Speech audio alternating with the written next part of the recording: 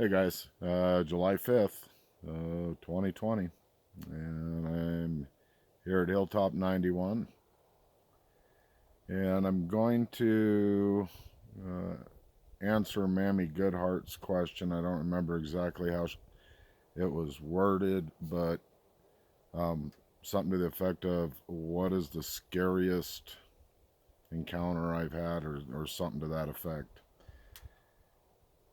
And it's kind of a tough one, but I will narrow it down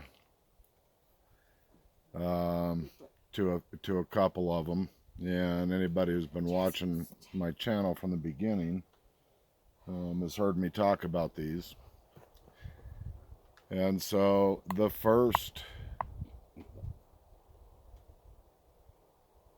well, let me see how I'm going to do this, because each story I'm about to tell you has its you know it has its own merit to the fear that I had. Um, so I'm just going to go in chronological order of events that have happened. Um, my very first experience that I know of was probably about 1982, 1983 timeframe. I was in the Boy Scouts. We were backpacking on the Highline Trail here in central Arizona, which traverses the bottom of the Mogollon Rim. We didn't go in very far. We're only doing an overnighter, but we got a late start, and we got in about a mile. And we set up our camp. Weren't using tents. Weather was beautiful, just sleeping on the ground. But the scout leaders had gone to sleep, and there was myself and four other uh, Boy Scouts, and we're sitting around the campfire, having conversations about whatever 13-year-old boys conversate about around campfires. Um, I was leaning against. There was like two pine trees growing together. But I was leaning against those. Directly behind that, it dropped down into a drainage that, as memory serves me, is probably somewhere 8 to 10 feet down. And then opposite of that, it went up another hill, and that hill was 3 to 4 times higher than where we were at our campsite. And distance across, going our side to the hillside, 40 yards, 30 yards maybe. You know, hard to remember. That was a long time ago. But the events that took place will never leave my mind. Never have. I was leaning against that tree. We had the campfire was starting to dwindle down, and we were getting to the point where we were getting ready to sack out. And we could hear the rock flying through the air. And this rock was, it was a little bigger than a bowling ball size, so it had some weight to it, and you could hear this thing coming through the air, and it hit the ground right behind where I was sitting. Had that tree not been there, it might have hit me. I doubt it, but that's just how it felt.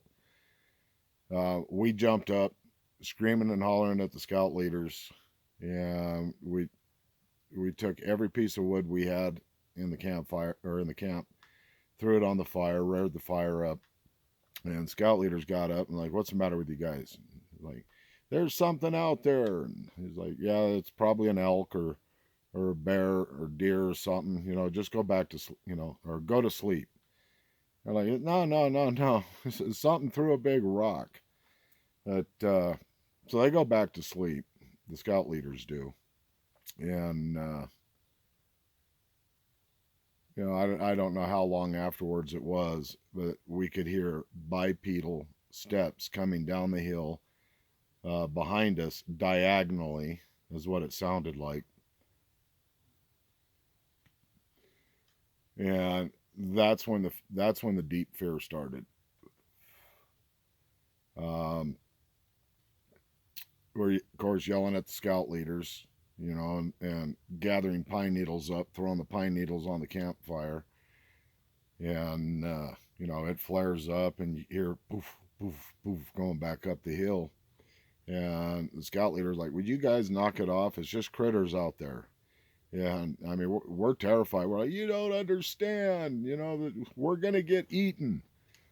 And I didn't hear anything and didn't hear anything, and so they go back to sleep. And there's no chance in hell any of the five of us boys were going to sleep that night. And after a little while, here it comes down the hill again, bipedal heavy steps. I mean, we could feel the steps. It's not that we just heard them; we could feel it. And it had got down to the bottom of the drainage, and sounded like it was getting, that it was standing down there and maybe going to come up uh, to us. And of course, now we have no firewood. There's no pine needles in our immediate vicinity, and I jumped up and went out and scraped up a bunch of pine needles and whatever else was in it, threw it on the fire, and boom, boom, boom up the hill. And the whole time we're yelling at the scout leaders, and they're still not hearing anything. And it was at that point that the tree got broken. Yeah, that's when one of the scout leaders, he pulls out a 44 Magnum, fires a shot in the air, and then you hear this what sounds like an elephant running through the trees, and it gets a little ways away, and then it just lets out this wah.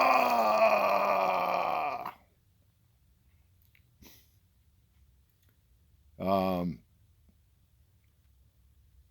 the, that was for what the situation was, the most terrifying thing I'd ever experienced in my life. Up until that point. The exact words out of the scout leaders was, "Don't ever talk about this." And I'm like, "Yeah, right." Um, and I'll tell you now that I really didn't have anything to be afraid of. They're just messing around with us. Knowing what I know now, I'd just walk over to them. But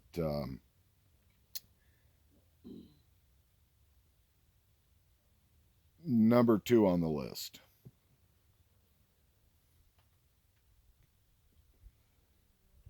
was this was at back in 2000 August of 2017 when I started doing all this. And I went down into what I call Squatch Valley. Any of you new listeners, if you want to go back, check out the previous videos, you can see Squatch Valley. Um, but I was down there looking around for stuff, and I had no idea what I was doing. And I come across a big pile of the biggest pile of human poop I've ever seen in my life. And no, it wasn't bear, it wasn't elk. It was huge human poop. And give me a second.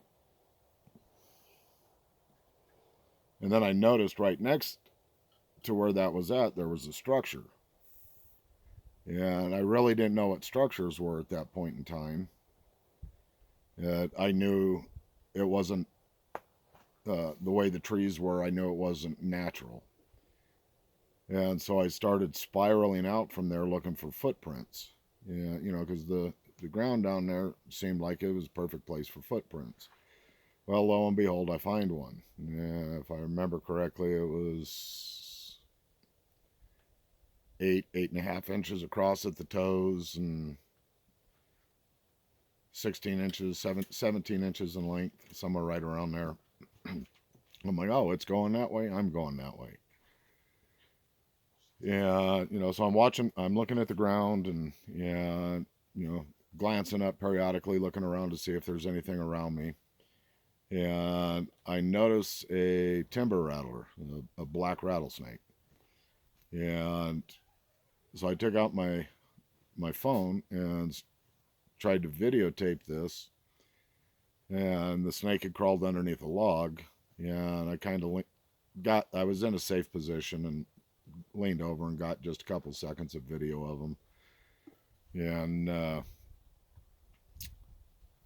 the instant I hit the stop button, stop recording, the instant I did that, from about, I'm guessing, no more than 30 yards away on the other side of this thicket, the most incredible, most powerful set of vocal cords I've ever heard. And it shook me to the core. I could feel it all the way through me. But what it was, "What you want?" It sounded like he said, "What do you want?" What you want. I don't know if that's what he said, but that's sure what it sounded like. And I mean, every hair on my body stood up, and I just froze in place. And I was like, "Well, hello, my friend." Wah! I said, "Okay, well, if I'm not supposed to be down here, I'm sorry. I'm leaving. I'll go back to camp." And I was walking back to camp, and he was paralleling me. And and that's when I was really getting nervous. I don't know if scared was the right word, but I was deeply concerned and a little nervous. So I started talking to him. "My name's Kevin. Do you have a name?" "I have a mate. Do you have a mate?" "I have offspring. Do you have an offspring?" And just the hope that, that he understood what I was saying. I mean, I had no idea. And I wanted to let him know that there were people that cared about me and loved me, and, not to kill me. That's kind of the thought that was going through my head. But, everything was pretty peaceful from that moment on.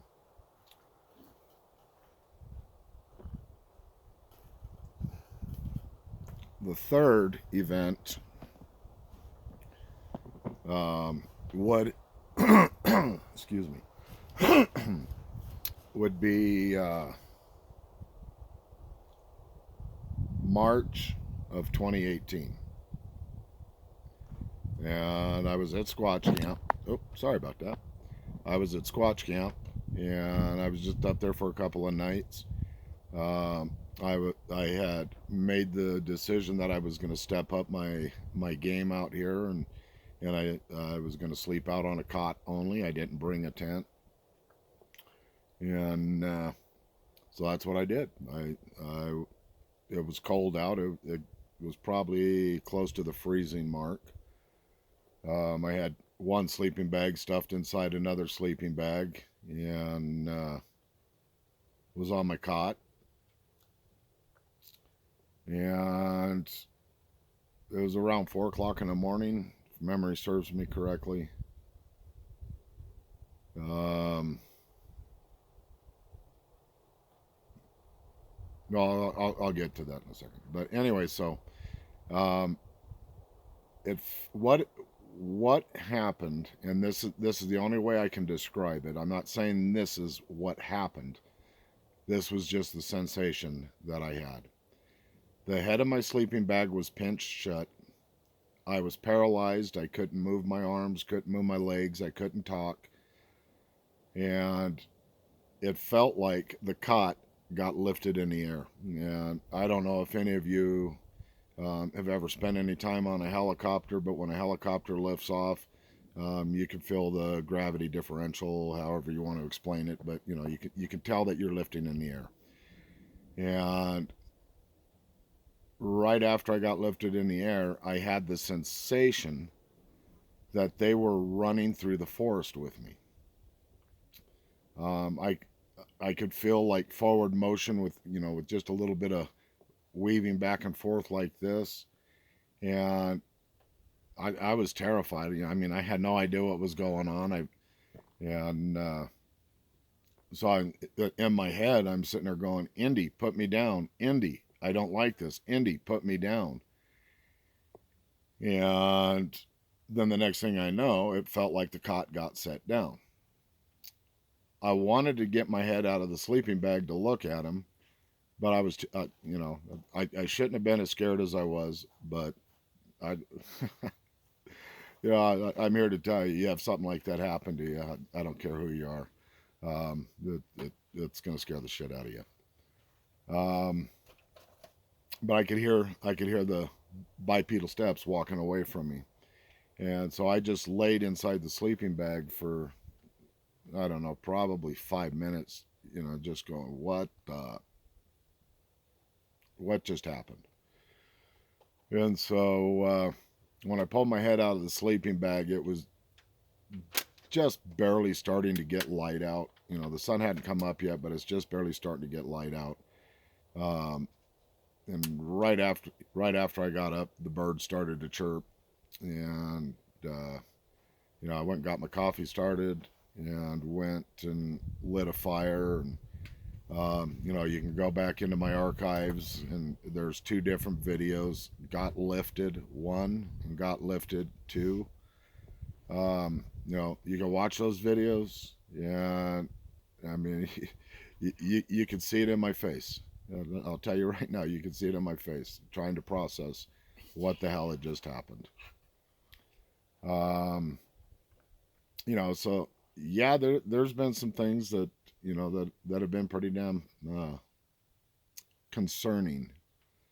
I don't like using the word scary, even though that's the easy word, but somewhere in between, being deeply concerned and being scared. That's where I was. Um,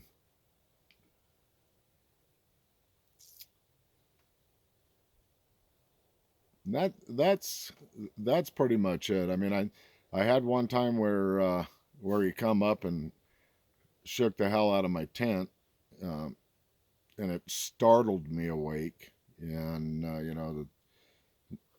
not one of the best things, especially with PTSD. But the tent was shaking pretty violently, and I sat straight up and I was, dude, and all I hear is this, oh, and then he walks away, kind of like he was upset, that or disappointed that I yelled or something like that. But I was like, hey, you don't have to leave.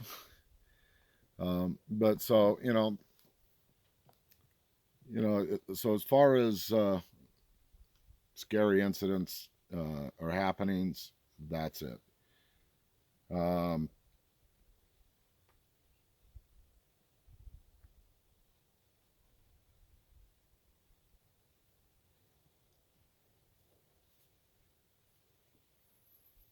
yeah, yeah, that would be it. So anyway, I'm gonna cut this one off and get my mind back into gear and try and get another video made here in a little bit. But as always, just a little pan.